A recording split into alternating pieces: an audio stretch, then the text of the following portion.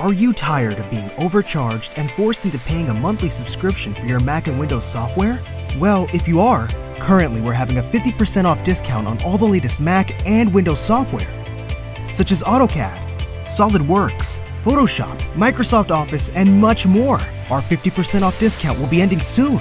So be sure to text Ready to Buy, that's Ready to Buy, to the number on the screen. Starting pricing for low-end software, $100. And starting pricing for high-end software, $500. We aim to please, so expect 24/7 technical support, the latest premium software, instant software links delivered to your email, and PayPal's buyer's protection guarantee. Welcome back to the Godcast. I'm Lord Jamar. I'm Digga. Yeah, we got another hip hop legend. Yeah. In the house tonight. I had to stop what I was doing for this one, and technically I'm in motion, but I had to crash somebody's crib and grab a corner. So I'm apologizing for the lighting. They don't really have a podcast set up. This was the best I could do, but I listened to that. Lives in a cave, and I listened to that audio from the last broadcast. Like, all right, if I'm gonna use my fancy phone, I better put some headphones on. Yeah, they was talking mad shit about you in the comments, Digga. And why wouldn't you tell me the audio? I didn't really hear it like that, to be honest. Like it, I don't know. It didn't really sound that way to me until look great. I started. Yeah, that's what I'm saying. It was looking tight, but then I don't know. People in the comments, they was like, "Yo, her shit sounds. She need a mic." I was like, maybe I was so over impressed by the Digga Cam that I was just. Normally I would use my computer. I've got MacBook Pro and an iMac. I was at that time. I was doing some Final Cut stuff that was rendering, and I couldn't use the computers at that time. So I tried it with my phone. I didn't have headphones on, and there I was looking fantastic in 5G 4K pixels, sounding like crap. So my bad, guys. All right. Well, listen, I'm glad everybody's here. We made it through this national alert. We didn't know what the fuck was going to happen. They got movies out there where motherfuckers, you know what I mean? They had a national alert, and then some motherfuckers start attacking each other and all that. They turned into some shit. You know what I mean? We know people got the boom, boom, bam, boogie up in their shit. A lot of nanoparticles running around. We don't know what these tones could do. Motherfucker, this shit might still activate within, you know what I mean? Might activate within an hour or so. So keep an eye on these motherfuckers. That's all I'm saying. Anyway, listen, let's get to the shits. We got our brother, man. He's been in this hip hop game long time, man. Like, he was guiding the game before both of us, actually. But from the beginning, right at a young age, and just walk through the door with legends. Like the first time you seen him, it was just like word, like, you know what I mean? Like, and still just bust out on the scene, and still does it consistently on a very high level. It was like, how do you even do that? Like, I still gotta figure this out. Like, you know what I mean? Like, to be on fucking that joint with Kool G Rap, and you know what I mean, Craig G and Big Daddy Kane, and it's a rap classic on your first. You know what I mean? That's the first time I feel like I heard Ace. Did I hear any Ace before that? I don't think so. But we'll find out. Ladies and gentlemen, y'all read it in the headline. Y'all see who it's gonna be.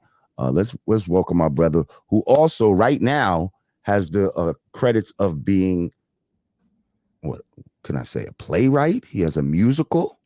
Yeah, so we're gonna call him a playwright. Yeah, this is very good one too. Listen, I heard you saw it, so that's why you needed to be here. So, because you got that first-hand account. Ladies and gentlemen, let's welcome our brother family to the show, Master Ace. Peace, my brother. What's good? What's good? Oh, now your camera looks very vibrant.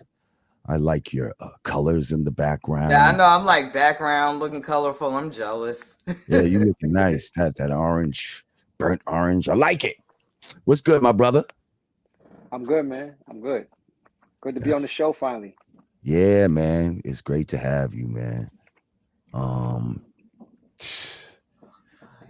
I don't even fully even know where to start, man. You just been around so long. You've done so much. You continue to do so much.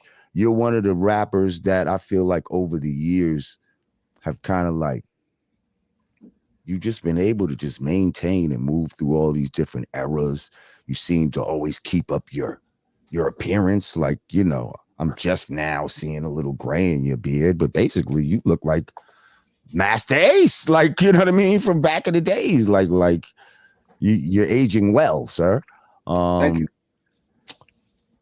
Yes, and you're the renowned international booking agent's Karen favorite artist to book. Everybody hates you, just so you know. Why would they hate me? That's a great thing. That's door opening for, because you know she wants to book a lot of other artists from the States, but people don't be on top of their business. They cats be late and missing flights and doing all that nonsense, and she don't want the stress. You just got to be on point at all. Wait, aren't you a Virgo? Me, I'm a Sag.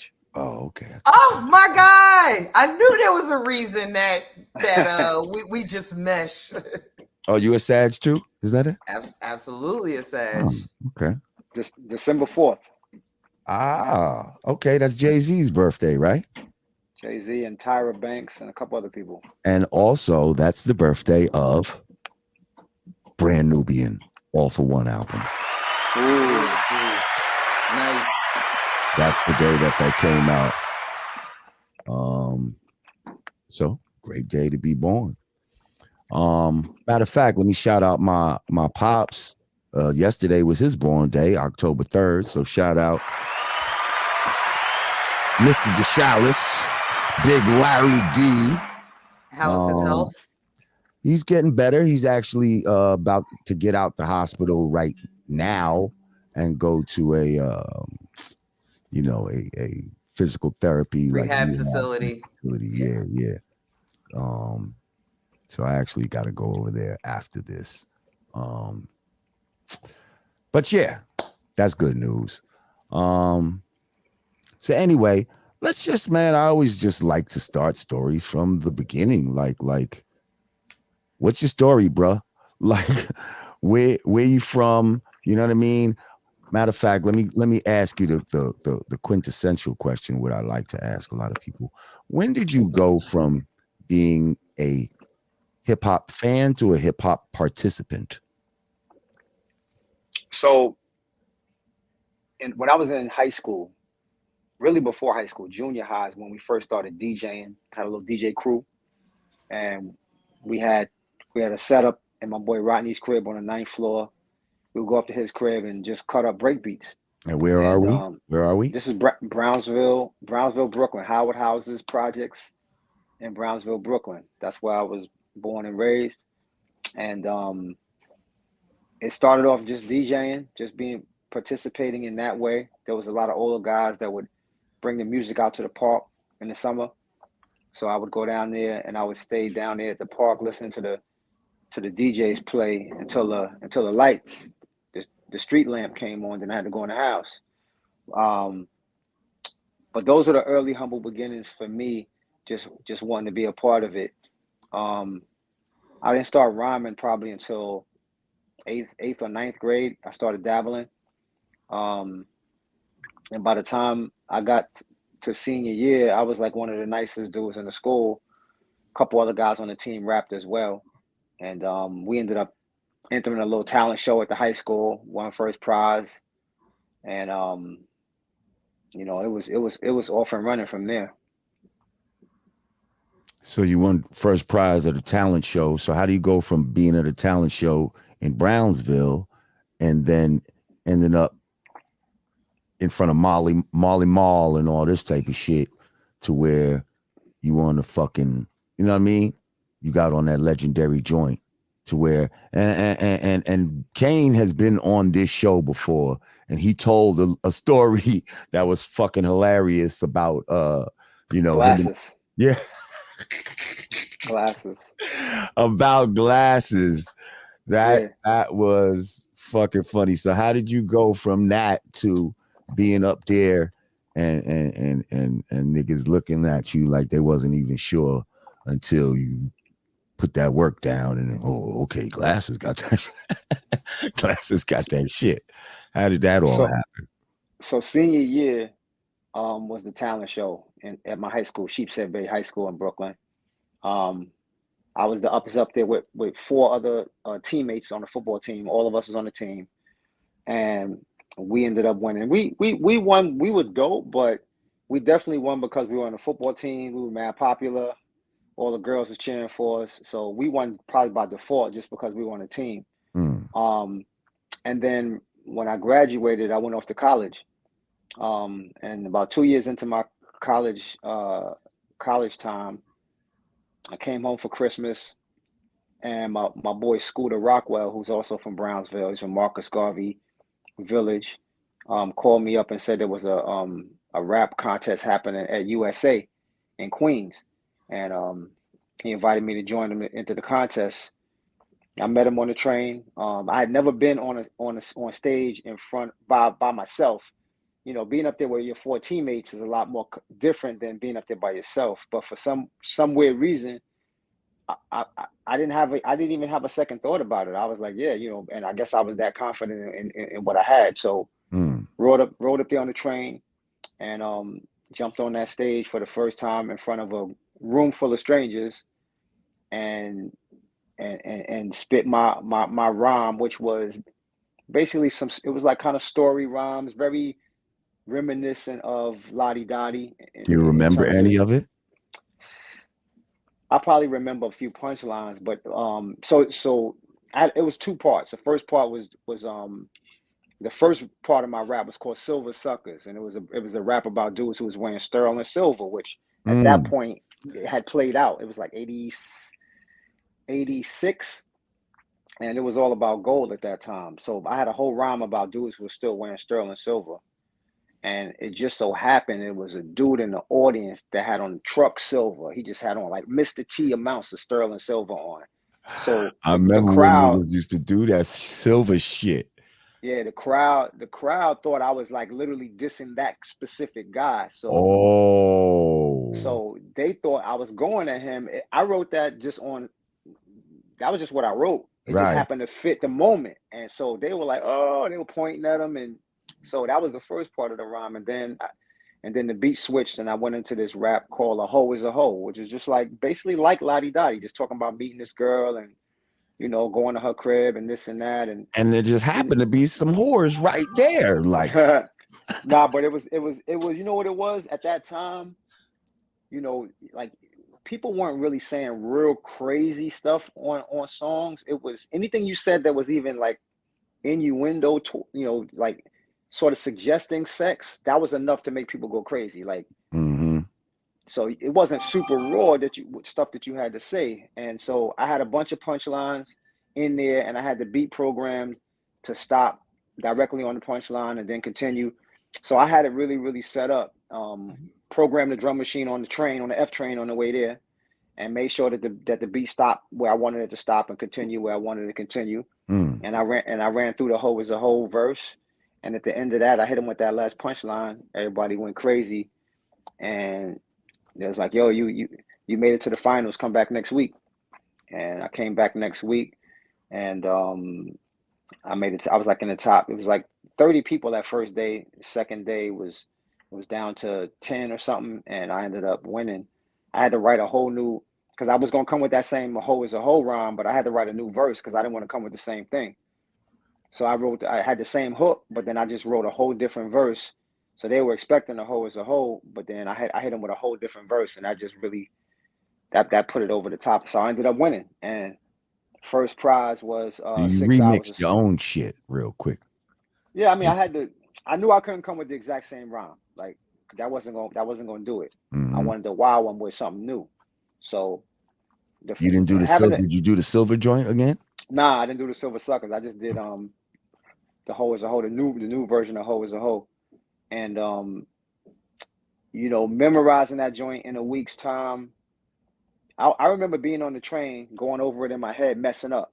Damn, I gotta get it. But something about that pressure of being up there, like it made it all come together. Like it was no hesitation, no stumbles, no nothing. And first prize at that contest was 6 hours studio time, and it happened to be with Marley Marl, and that's how it all started for me. Wow! Nice. What a great grand prize! Hell yeah! So, but to be honest, second prize was $500, and as a broke college kid, I was more looking at the 500. The 5 would have, you know, came in handy, but I didn't know that studio time was going to lead to an actual career. El Presidente, AED. Thank you, my brother. We appreciate y'all. He says, salute y'all. Salute to you, my brother. So you get, all right. So you won studio time with Marley. Now what? So the owner of the club gave me Marley's number. Well, he gave me the number that he had, and I'm calling this number for about 5 months. Every time I call, it's his sister. She's like, he not here. She ran that for about 4 or 5 months, and then later that summer, I guess she just felt sorry for me. She's like, you know what? He don't actually stay here no more. Here's his real number, and she gave me his real number. And the number I was calling was actually in the bridge, in Queensbridge Projects, at his mom's crib. Right. But he had moved to Astoria. He had his own number and all that. So she gave me the real number, and he picked up the phone on somebody, who's this? And I'm like, yo, it's Master Ace. I won this rap contest. You owe me 6 hours. What's good? Like, I'm on some like aggressive. That's right. That's how you presented yourself like that? Like, yo, owe me the 6 hours. What's good? What's good, exactly, because I felt like he was trying to play me. I thought he was trying to basically slip out of, you know, paying up. Wait, how old are you at this time? So I'm in college. I'm second year of college. I'm probably 20. No. Yeah, I'm probably 20. Probably 20. Okay, so you know what I feel it is then? I think, well, goddamn, if you were 20 when you did the symphony and all of that, you looked younger. I was 20 when I did the symphony. I was probably 21. 80, we did it in 88, so I was born 66. I was 22. Yeah, probably looked like you could have been 17 or some shit like that. Yeah, I noticed all the college kids I see now look like high school kids to me. They look mad young to me. Yeah, crazy young. Yeah, they do. You're right. Okay, so wait. So you get with Marley, he tried to play you, and what happened? Yeah. Or you thought he was trying to play you? Yeah. So he told me to meet him in the bridge at his mom's building on a particular day. He might have said like meet me there at 1. So me and my DJ Steady Pace, we got there like 12, just trying to be on some early, like ain't trying to miss the boat shit. So we out there sitting on the bench from 12 o'clock. While we out there like 2 hours, 3 hours. Craig G comes walking up, introduces himself. He's like, y'all waiting for Marley, bro? He always got dudes waiting on the bench for him. So he actually sat there and talked to us for about 30 minutes or so. I got to know him. Craig was probably 15 at the time. Right, and that's why I probably felt like you was peers with him or some shit like that. Like he was like a little kid. I mean, not a little y'all kid, was part of the next wave. You know what I mean? Of the younger next generation or something. Craig was mad young, but he had a very old soul. Like he was able to relate to people older than him. So the conversation was regular. It was normal. And so eventually Marley rolled up there around 4 or 5. Like we was out there like 5 hours on that bench. He rolled up mad late. We went upstairs. I did my first couple of hours. He put me in a pre-production room with MC Shan to do drum programming. And I mentioned that to Shan like recently, and he's like, "Oh, if he put you in the room with me, he was just trying to get rid of you because I didn't know what I was doing." Damn, wait, hang on, y'all. I gotta take this call real quick. Y'all continue We'll talking. chop it up. So I would love to take this opportunity to share my favorite. Actually, I want Jamar to hear the story, so I'll wait for Jamar to come back down. But you know, you will always have a near and dear place in my heart, and I know you know the story too. I do. Word. It's appreciated. Listen, it's all good, man. All of our journeys cross paths one way or another. Mm-hmm. You know, over the years, and you know, I'm definitely grateful for you being on what I consider my most important album of my career, which is Disposable Arts. You being one of the, you being one of three female artists that were featured on the album, and it's great. I don't know if there had been an album up to that point where a male artist featured three different women on songs, but that's my most important album because it basically gave me a reset on my career. That album reset my entire career, and it's my most important album. It's my favorite album, and it's the album that gave me a 22-year extension of a career, which almost nobody in our business gets. You know, That's once you right. once you kind of reach that point where it kind of seems like it's about to be a wrap, it's usually a wrap. You don't get a reset. And Word. I was fortunate, thanks to the European audience, I was fortunate to get a chance to extend that career for 2 decades. The second half of my career, if you want to call it a half, is longer than the first part of my career. So my first three albums, the third album was 95, sitting on Chrome was 95. So Take a Look Around, Slaughterhouse, sitting on Chrome. Then there was that long break where I didn't do any music, and then I dropped Disposable Arts in 2001. And since 01 to now, we're talking about 22 years. And wow, it's crazy that part of my career is longer than that first part. The first part seems like a blip now when I look back. Yeah, that's crazy. I know myself and the outsiders. I know we used to bump Slaughterhouse religiously, and a lot of people probably don't even know my name. Rod Digger comes from Lord Digger. I didn't know that.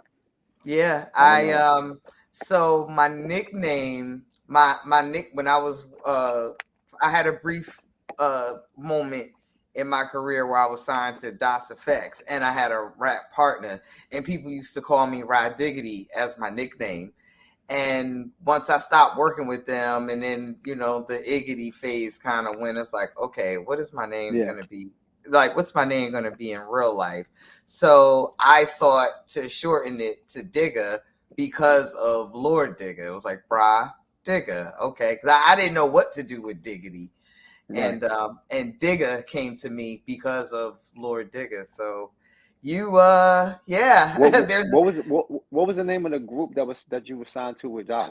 Twice the Flavor. So we came together. We actually came together through Flavor Unit. She had another partner, and I was a solo artist. And we were, you know, this is like my early teenage days. Like Flavor Unit was like my first unofficial rap crew, but we weren't really part of Flavor Unit. We were more or less the understudies chasing Queen Latifah coattail.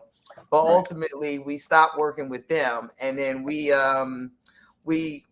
just beat the pavement, and we ended up on the doorstep of DOS Effects. So my first like real rap name, I guess, would be Rod Diggity. But once the Iggity went away, it became Digger, largely in part because of Lord Digger. So you, in a 6 degree of separation, you have a lot of quintessential moments in my career.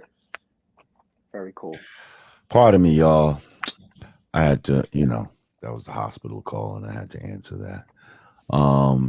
Nah, you good. I wanted to share a story, but I wanted to wait for you to come back before I told the story. I was gonna So say, what did I miss? Did I miss how you got on the symphony? Did we get there? Yeah. No, no, when you we jumped saved the off, good we just stuff. kind of paused it. Okay, good. Thank you.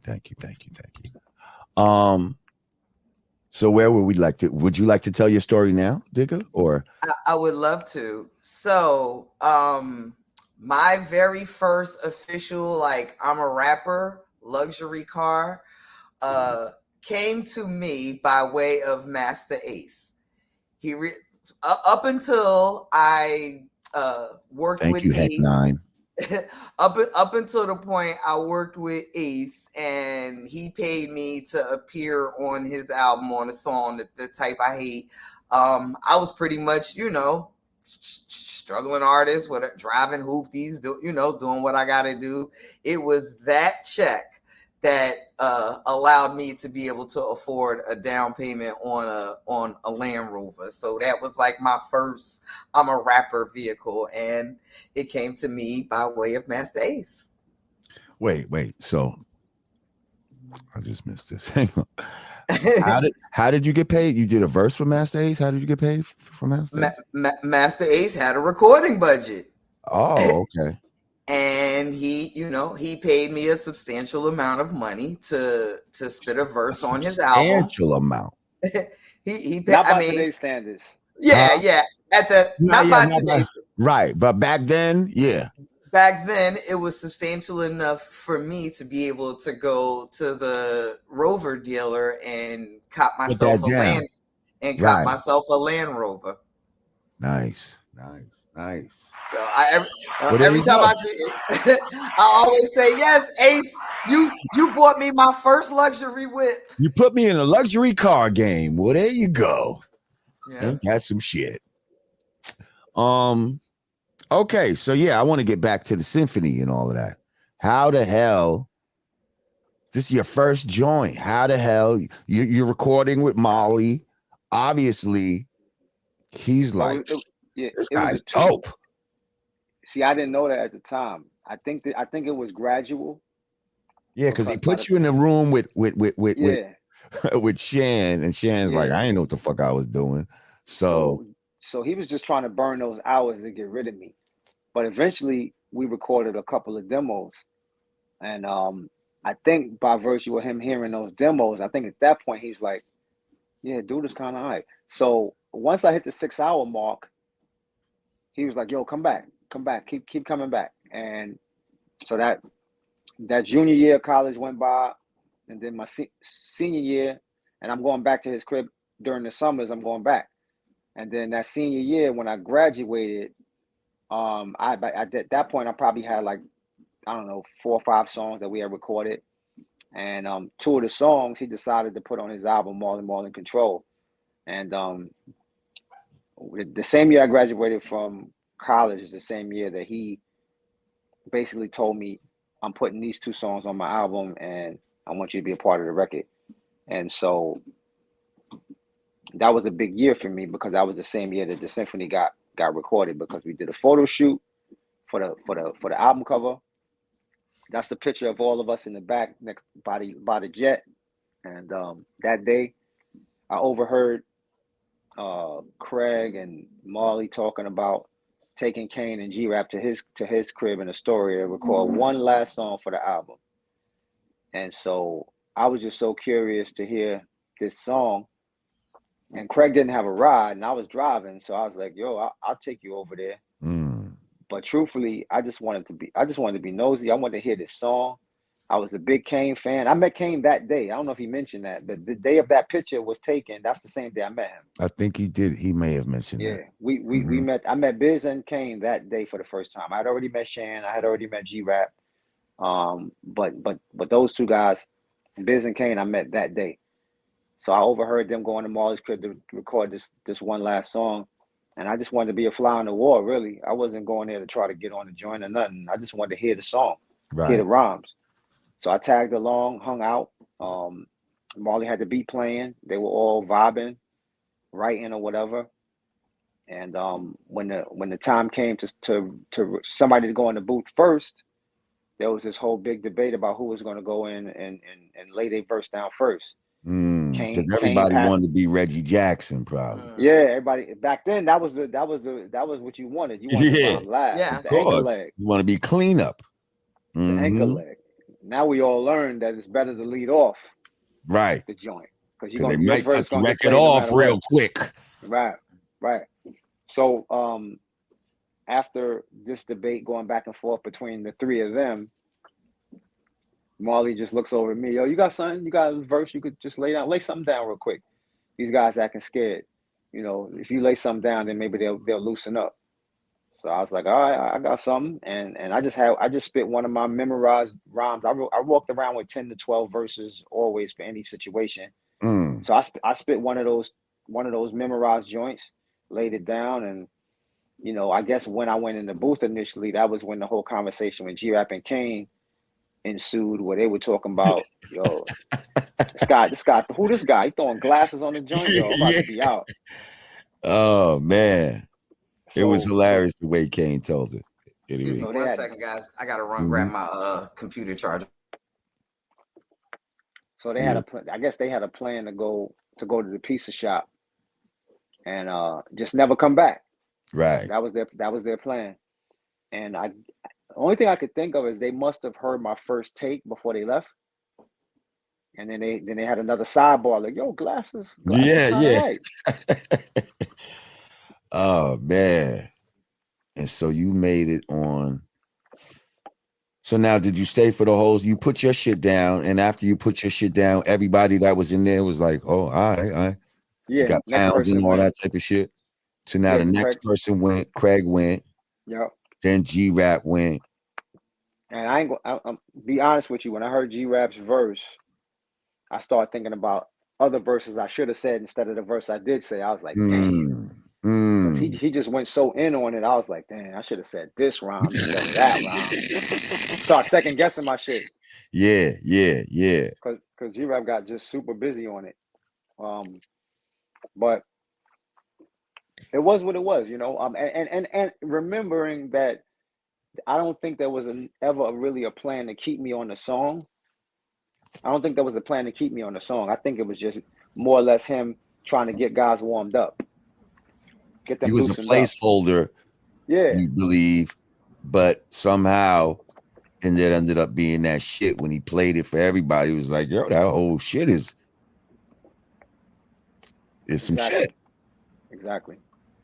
So that was you had a record on Marley shit before that? You said you had 2 records on some shit Marley put out before that? What were those records?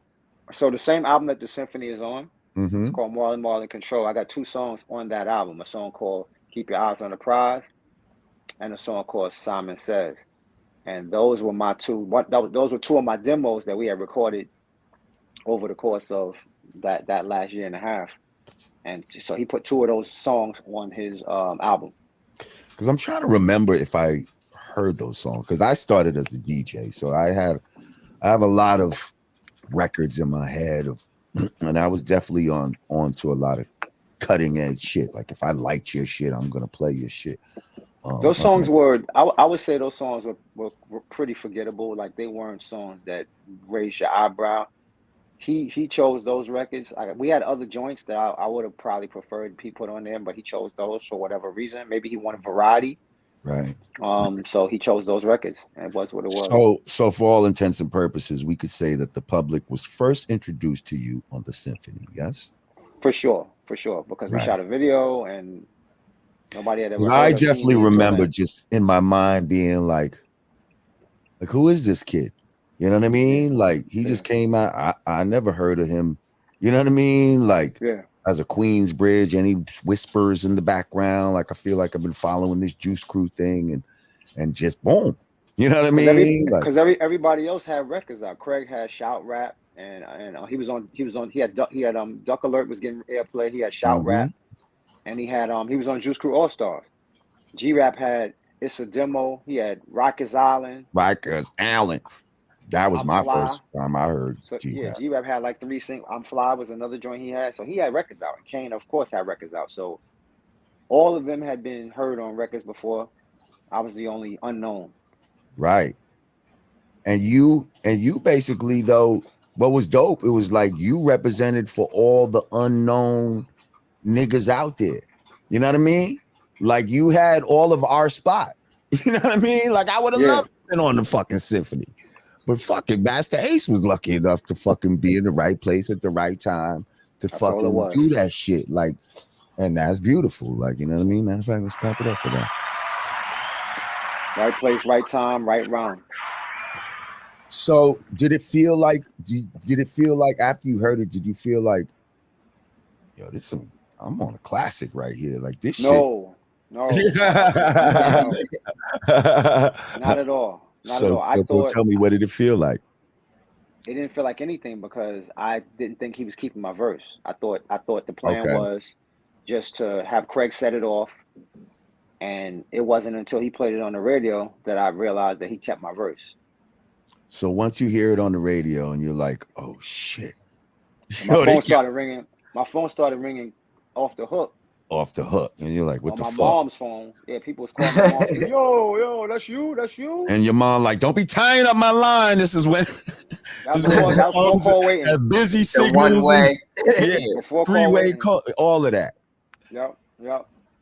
But yeah, a bunch of different people call me like, yo, I can't believe it. That's crazy. I was like, I can't believe he kept my verse. So once you hear the whole thing, now what you thinking? I mean, I was more focused on did I say the right rhyme? You know, because I'm hearing G-Rap, I'm hearing Kane. Like I heard Craig, I felt like Craig, okay, me and Craig, we kind of in the same zone. But then G-Rap just went so bananas on it. Yeah. And then Kane, because both of their verses were long. G-Rap verse was super long, but Kane's verse was kind of long too. And, you know, Kane was caught in your ass because you played yourself and all this shit. I'm like, oof. I don't know if I said the right rhyme. That's all I kept thinking about. I don't know. But you did. Like the shit it did what it was supposed to do. Like them niggas was supposed to do that. Like, you know what I mean? Like they was those guys at that time, and like we expected them to come on the track and almost act like fucking superheroes. But y'all was holding your own, like amongst the superheroes. These guys were just everybody's favorite at the time. Like, you know what I mean? Like, I guess y'all just was able to be on there. No matter what you would have said, like I'm telling you that them dudes at that time, trust you said the perfect shit. You said the perfect shit.